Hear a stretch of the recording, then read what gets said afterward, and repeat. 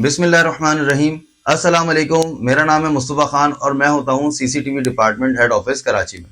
Highlights देखकर तो आपको बखूबी अंदाजा हो गया होगा कि इस वीडियो का क्या मकसद है। अगर नहीं हुआ तो मैं आपको बता देता हूँ। बेसिकली कुछ इश्यूज जिसको हम फेस कर रहे हैं उन पर ना तो काबू पाना बल्कि उनको जड़ से ही खत्म कर देना इस वीडियो का मेन मकसद है। तो वो इश्यूज कौन से हैं? सीसीटीवी, आईटी और इलेक्ट्रिकल इक्विपमेंट्स और अप्लायंसेस से रिलेटेड। तो पहले बात कर लेते हैं सीसीटीवी और आईटी की। तो सीसीटीवी और आईटी की बात करें तो इसमें क्या होता है कि ये डिपार्टमेंट अपने काम को प्रॉपर तरीके से फिनिश कर देते हैं, उसको ऑपरेशनल कर देते हैं। लेकिन जब कभी कोई फॉल्ट आता है तो हम अपने आउटसोर्स वेंडर को कॉल करके बुलाते हैं। वो वेंडर आके उस काम को रिजॉल्व तो कर देता है, उस कंप्लेन को, लेकिन जो काम पहले से प्रॉपर हुआ हुआ होता है फिर उसकी शक्ल वैसी नहीं रह पाती, उसको खराब कर देता है। इसी तरह हमारे जो अपने शॉप स्टाफ हैं वो क्या करते हैं कि हमारा जो सीसीटीवी और आईटी के बॉक्सेस हैं उसको इस्तेमाल करते हैं एक शेल्फ के तौर पर।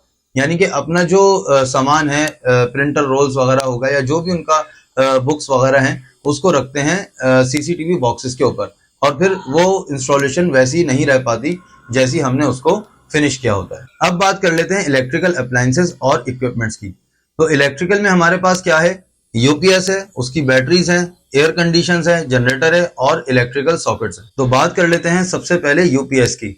तो यूपीएस में क्या होता है कि इसके साथ दो लिक्विड बैटरीज लगी होती हैं, जिसकी मेंटेनेंस से बचने के लिए इसका जो लिक्विड है उसका जो तेजाब है उसको वीकली बेसिस पे या हर 10 दिन के बाद चेक करना होता है कि आया कि वो लिक्विड जितना उसको होना चाहिए वो अपने लेवल पर है या कम हो गया। अगर कम हो गया तो हमने उसको रिफिल करना होता है, उसको मेंटेन रखना होता है। तो जो कि हम नहीं कर रहे हैं, जिसकी वजह से हमारी बैटरीज खराब हो रही हैं और हमें अपनी एक्सपेंसिव बैटरीज को बहुत ही लो कॉस्ट में मजबूरन सेल करना पड़ रहा है। अब बात कर लेते हैं एयर कंडीशन की। तो एयर कंडीशन की मेंटेनेंस को कम करने के लिए कंपनी ने इसके अंदर कुछ नेट लगाई होती है जो कि एसी में डस्ट जाने से रोकती है। उस नेट को हर 10 से 15 दिन के बाद वॉश करना होता है, जो कि हम नहीं करते। हम क्या करते हैं कि जब हमारा एयर कंडीशन कूलिंग कम कर देता है या उसको बिल्कुल ही बंद कर देता है तो हम जाके अपने टेक्नीशियन को कंप्लेन लॉन्च कराते हैं और फिर वो आके उसको वॉश करता है और फिर तब तक उसमें कोई और सी भी खराबियां जन्म ले लेती हैं। इसके अलावा एसी को प्रॉपर ऑफ करने का क्या तरीकेकार होता है कि इसको पहले एसी के रिमोट से ऑफ किया जाए, उसके बाद इसको इसके ब्रेकर से ऑफ किया जाए। लेकिन हमने क्या देखा कि एसी को डायरेक्ट ब्रेकर से ऑफ कर दिया, जिसकी वजह से इसकी विंग्स जो हैं वो ओपन है और एसी में डस्ट जा रही है। अब बात कर लेते हैं जनरेटर की।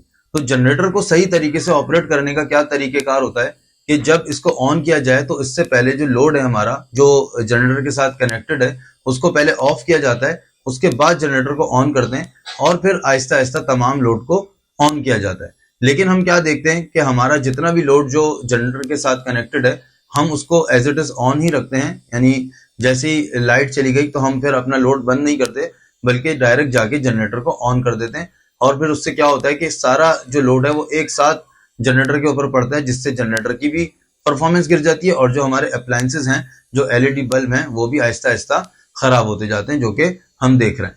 इसी तरीके से आखिर में जो हमारे इलेक्ट्रिकल सॉकेट्स हैं, हम क्या देखते हैं कि जहां इलेक्ट्रिकल सॉकेट्स लगे हुए हैं, अगर हमारा जो इक्विपमेंट्स है उसमें कोई इजाफा हो गया, कोई स्टीमिंग आयरन का ऐड हो गई या कोई कंप्यूटर ऐड हो गया, कोई प्रिंटर ऐड हो गया, तो हम क्या करते हैं कि जो हमारे इलेक्ट्रिकल सॉकेट्स हैं हम उसकी क्वांटिटी को ऐड नहीं करवाते, इंक्रीज नहीं करवाते, बल्कि मल्टीप्लग्स का इस्तेमाल करते हुए सारे के सारे जो प्लग्स का अंबार है वो एक ही जगह पे लगा देते हैं, जिसकी वजह से लूजिंग भी आ जाती है और फिर जो सॉकेट्स हैं उसमें स्पार्किंग होती है और जो हमारे सॉकेट्स हैं वो बर्न हो जाते हैं और जो हमारा इक्विपमेंट्स है वो भी फिर उसमें कोई ना कोई खराबी आ जाती है। तो इन तमाम कंप्लेंट्स को खत्म करने के लिए हमने एक तरीकेकार बनाया है जिसमें हर 15 दिन के बाद आप अपने सीसीटीवी और आईटी के बॉक्स की पिक्चर उसको ओपन करके उसकी वायर्स ड्रेसिंग की पिक्चर, अपने कैश काउंटर की जहां पर तमाम इलेक्ट्रिकल सॉकेट्स होते हैं, प्लग्स होते हैं, उसकी पिक्चर, अपने एयर कंडीशन की जब आप हर 15 दिन के बाद उसकी नेट को वॉश करेंगे उसकी पिक्चर, अपने यूपीएस की बैटरी की जब आप लिक्विड चेक करेंगे उस लेवल की पिक्चर, इसी तरह से अपने जनरेटर की पिक्चर। तो ये सब आपने हमें व्हाट्सएप नहीं करनी, ईमेल नहीं करनी, बल्कि आपको एक वेबसाइट पे जाके वहां पर अपलोड करनी है, जो तरीकेकार है वीडियो के एंड में आपको प्रॉपर तरीके से स्टेप बाय स्टेप आप देख सकते हैं। तो उम्मीद करता हूं कि आप इन तमाम चीज़ों पर अमल करेंगे, अपने अप्लायंसेस की फिक्र करेंगे और इसकी मेंटेनेंस प्रॉपर करेंगे, बल्कि यूं कहूंगा कि मेंटेनेंस से बचने के लिए इसकी प्रॉपर चेकिंग करेंगे ताकि इसकी मेंटेनेंस कम से कम हो सके और इसकी लाइफ ज्यादा से ज्यादा हो सके। तो प्लीज एक बार दुरूद शरीफ पढ़ लीजिए। जज़ाक अल्लाह।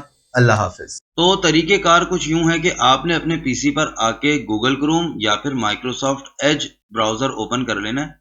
उसके बाद आप आएंगे ऊपर एड्रेस बार में, जहां पर वेबसाइट लिखते हैं, वहां पर आपने लिखना है OneDrive.com।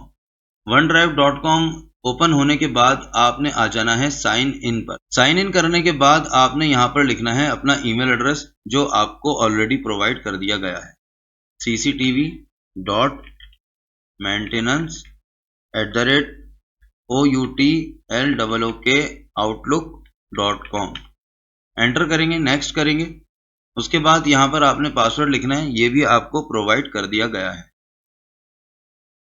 पासवर्ड डालने के बाद ये आपसे पूछेगा कि आपने इसको साइन इन रखना है या फिर नहीं। आप इसको यस कर दीजिए। लॉगिन करने के बाद आपके पास ये स्क्रीन आ जाएगी। उसके बाद आपने आ जाना है नीचे पिक्चर्स पर। पिक्चर्स पर क्लिक करने के बाद आपके पास एक फोल्डर आ जाएगा सीसीटीवी मेंटेनेंस के नाम से। इस पर आप क्लिक करेंगे तो फिर आपको तमाम रीजन्स नजर आएंगे, साउथ पंजाब, नॉर्थ पंजाब और लाहौर। इसके अलावा यहाँ पर कुछ पिक्चर्स हैं जिसमें हमने बताया है कि आपने पिक्चर्स किस तरह से लेनी है। अब जैसे ये एक एग्जाम्पल है, इस पर क्लिक करेंगे तो यहाँ पर आ गया कि एक जो तरीकेकार है राइट साइड पर वो गलत है पिक्चर लेने का, और जो लेफ्ट साइड पर है वो सही है। अब जो ये गलत तरीका है, इसमें क्या है कि यूपीएस की हमने पिक्चर ली है लेकिन कुछ भी नहीं समझ में आ रहा कि ये कहाँ पर इंस्टॉल हुआ हुआ है। आया कि ये किसी टेबल पर रखा हुआ है या किसी वॉल पर हैंग है, कुछ भी समझ में नहीं आ रहा कि इसके इर्द गिर्द में क्या रखा हुआ है।